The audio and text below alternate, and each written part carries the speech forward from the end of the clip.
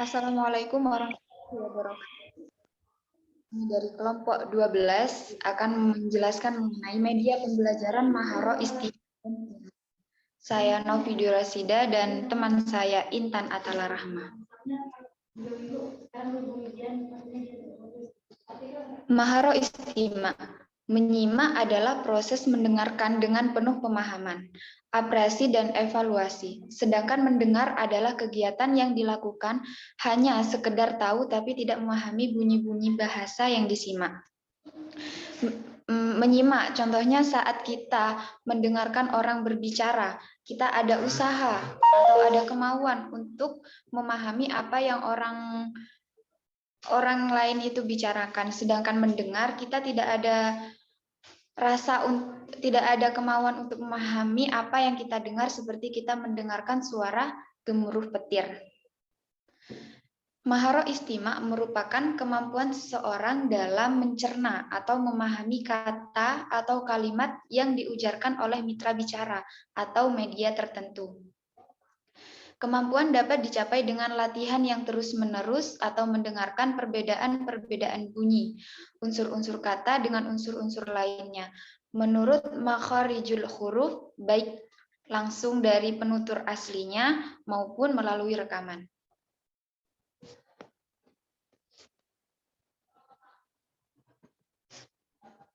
Media pembelajaran adalah segala sesuatu yang dapat menyalurkan kesan yang dapat merangsang pikiran, perasaan, dan kemauan peserta didik sehingga dapat mendorong terciptanya proses belajar pada dirinya. Sedangkan media pembelajaran menyimak adalah suatu media sebagai alat perantara atau pengantar dalam proses mendengar dengan penuh pemahaman, apresiasi dan evaluasi agar seseorang bisa mudah dalam mencerna atau memahami kata atau kalimat yang diujarkan.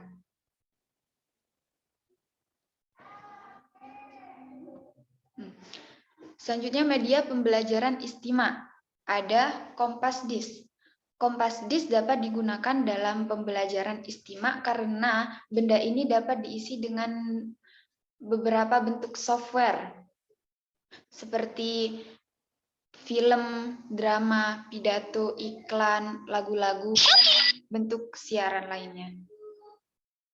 Kemudian ada kaset recorder. Kaset recorder juga dapat digunakan dalam pembelajaran istimewa. Namun, media ini hanya terbatas untuk materi-materi tertentu. Tidak sefleksibel Kompasdis. Kekurangan media ini tidak dapat menampilkan dalam bentuk gambar. Kemudian ada peragaan. Media ini dapat membantu siswa dalam memahami teks yang didengar. Siswa di samping itu dapat pula memberikan penguatan terhadap makna yang terkandung dalam teks tersebut. Seperti peragaan badan, isyarat, mimik wajah, atau bentuk lainnya. Kemudian ada permainan bahasa.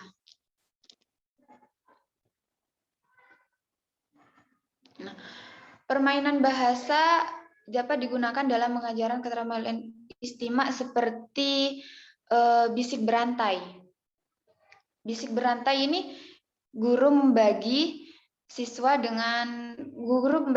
menjadi beberapa kelompok, lalu guru mendengarkan atau membisikkan kalimat kepada setiap kelompok, lalu setiap kelompok tersebut membisikkan kepada teman sampai akhir.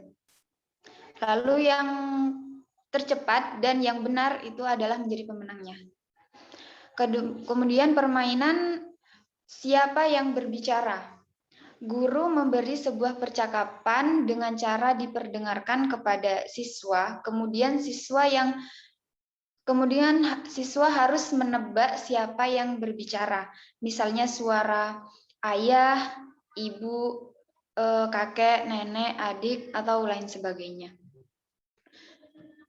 Kemudian media yang kelima, gambar bersambung. Gambar bersambung merupakan kumpulan gambar yang menunjuk satu peristiwa yang utuh. Gambar tersebut bisa dalam bentuk kartu yang terpisah atau dalam satu lembaran yang utuh. Cara menggunakannya bisa satu-satu atau sekaligus menunjukkan kepada siswa.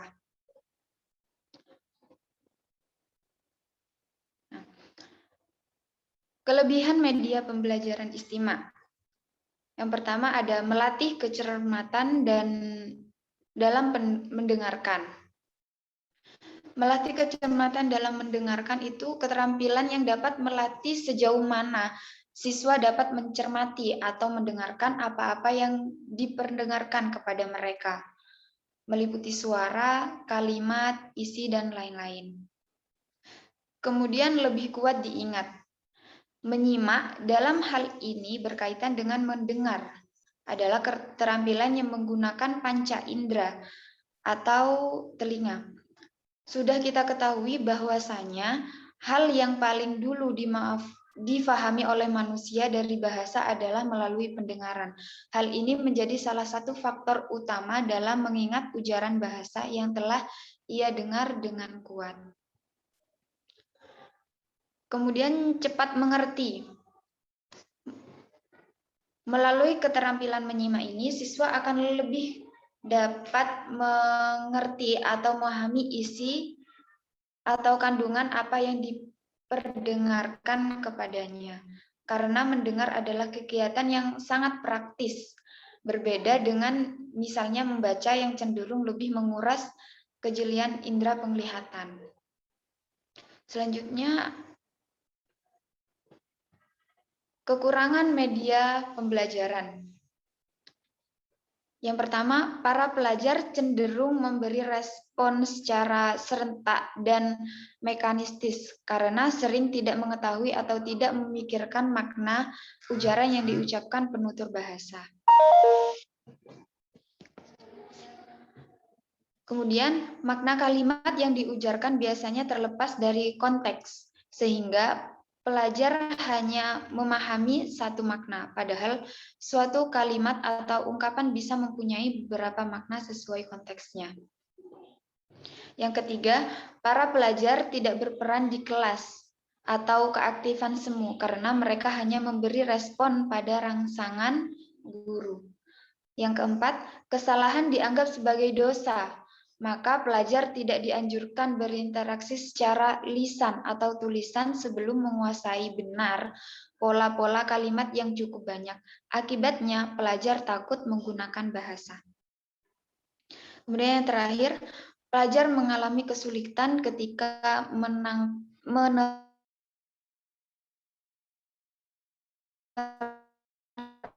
dalam konteks komunikatif.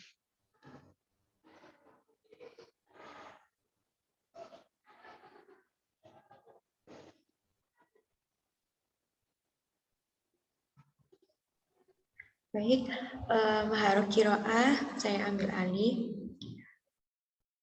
Saya akan menjelaskan Maharuk Kiro'ah. Maharuk Kiro'ah adalah membaca merupakan kemahiran berbahasa yang kegiatan latihannya dilakukan setelah latihan kemahiran berbicara. Secara umum, kegiatan membaca merupakan proses komunikasi antara pembaca dengan penulis melalui teks bacaan.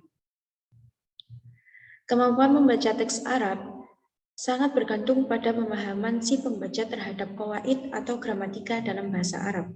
Gramatika tersebut meliputi ilmu nahwu sebagai sintaksis dan sorof sebagai morfologi.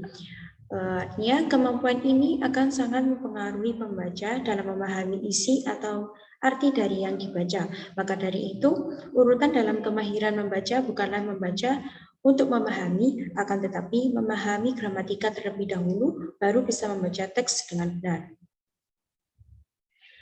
Kemahiran siswa dalam membaca teks Arab dapat dilihat dari beberapa indikator. Yang pertama, membunyikan huruf, kata, dan kalimat yang terdapat dalam teks qiraah. Yang kedua, mengenali struktur kalimat dengan memberi syakal pada huruf, kata, dan kalimat terdapat dalam teks qiraah. Yang ketiga, menemukan makna dari teks yang dibaca. Artinya, seorang siswa dapat dikatakan memiliki kemahiran membaca yang baik apabila setelah dilakukan evaluasi ia dapat melakukan ketiga indikator tersebut dengan baik. Sebaliknya, jika siswa tidak dapat melakukan ketiga indikator di atas, maka dapat dikatakan ia belum memiliki kemahiran membaca sebagaimana tujuan pembelajaran membaca. Ketercapaian tujuan pembelajaran qiraah dapat diketahui dengan melakukan evaluasi tes sebagai teknik dalam pengukuran dan penilaian suatu pembelajaran harus disesuaikan dengan tujuan pembelajaran itu sendiri. Maka dari itu, soal-soal yang dibuat untuk mengukur maharah qiraah siswa juga mengarah kepada indikator pencapaiannya. Adapun modal tes maharah qiraah adalah tes membunyikan huruf sesuai makhraj, 2. Tes mengidentifikasi struktur kalimat, 3. Tes menemukan makna teks yang dibaca. Selanjutnya, pembelajaran bahasa Arab maharah qiraah dilakukan dengan langkah-langkah berikut ini. Yang pertama, tahapan mengamati. Tahapan mengamati merupakan langkah awal dalam pembelajaran dengan pendekatan saintifik. Pada tahapan ini, siswa melakukan pengamatan terhadap suatu objek yang berkaitan dengan materi pembelajaran. Yang kedua, tahapan menanya. Pada tahapan ini, siswa diminta untuk mengajukan beberapa pertanyaan atau mengungkapkan pernyataan terkait dengan cara membaca, makna kosakata, atau struktur bahasa yang akan dipelajari.